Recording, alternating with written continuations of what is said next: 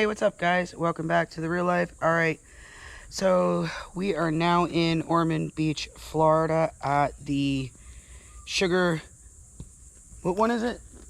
The sugar mill plantation.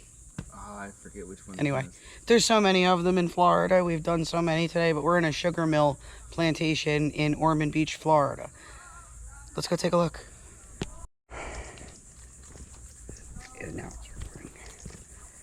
All right, here we are. We are walking up to the ruins. So this is the Bulow State Park that we are in.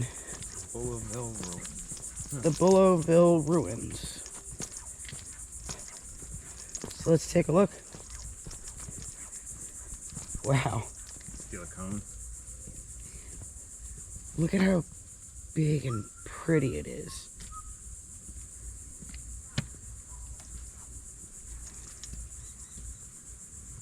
Bulow Sugar Mill. This was the... One sec. Steam-powered mill. So this is the layout of what it looked like. And then... look at that. That is really cool. Oh, look, and there was the plantation house and the slave quarters were on this land.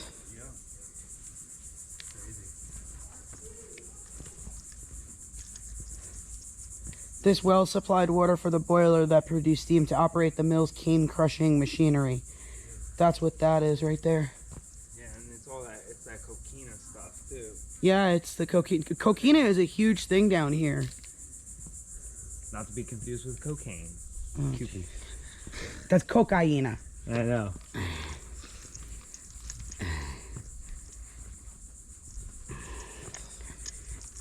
Look at the walls. Yeah, like... this is a weird texture. look at it. Like, I'm gonna try to get up close, but that's what I mean by that. It's like coral. Coquina. It's crushed shell. That's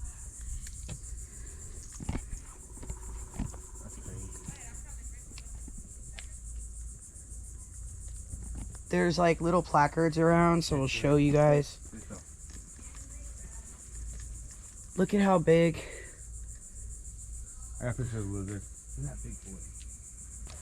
So remember that well I showed you guys? There's another one, and it says exact use is unknown. That's so creepy. All right, so we're gonna go over here and take a look at these plaques. Boiler and machinery. A large long boiler and furnace filled the right half of this room. Steam from the boiler was piped to an engine on the second floor of the building to your right. This engine operated a large gear that turned the rollers to crush the cane. And then there's the Bullowville, January 26, 1831.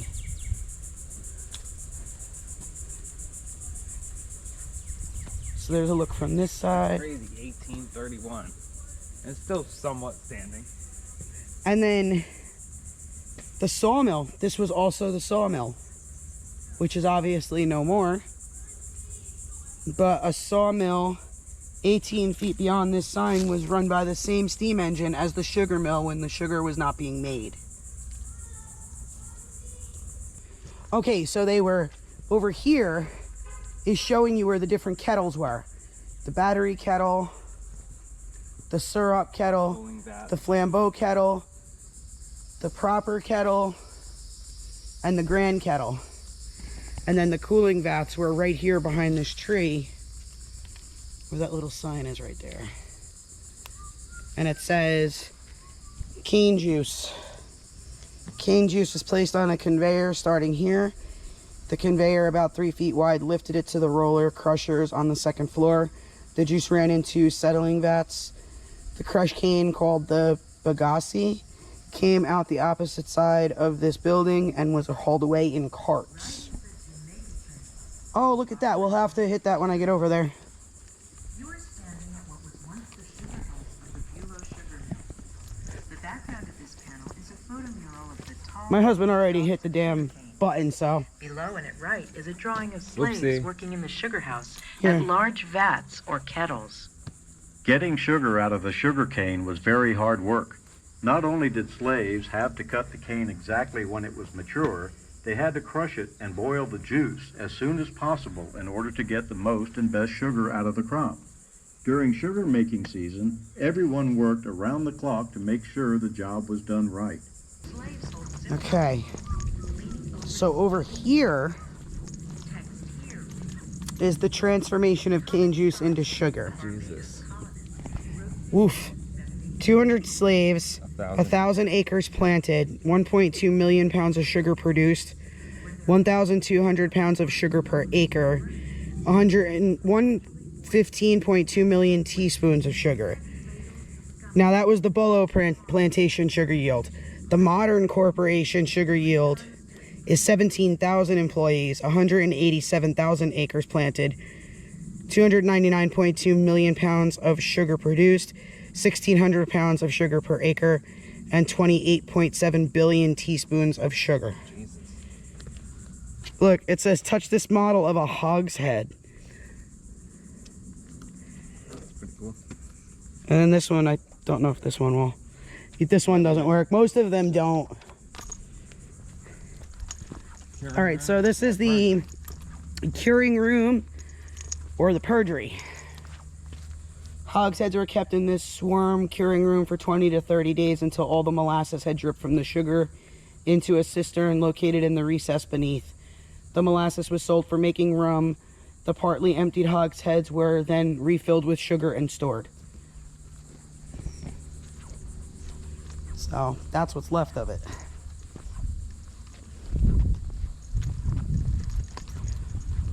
And then our last stop What's that anthill? Yeah. Okay, firing. is from field to market. This is where the storing and loading happened. This is what they would use to carry it down the creek. Basically Yep. like a barge of sorts. Yeah, that's the barge they used. Yep. Okay. All right, so I'm gonna back it up so you guys can kind of see. Jacksonville, St. Augustine, Savannah, Georgia. Hogsheads were stored on the floor above this room and lowered through an opening onto wagons below. The wagons left through these archways and hauled the sugar to a landing for shipment by boat to Jacksonville, St. Augustine, and Savannah.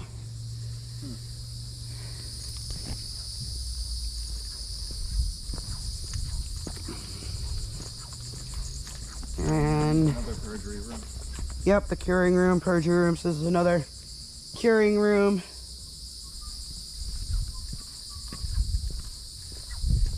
And then that is like an artifact, kind of like an artifact thing. Should we talk to the park ranger? No. Let's take a look at the artifacts. All right, so this is the crop production on an East Florida plantation.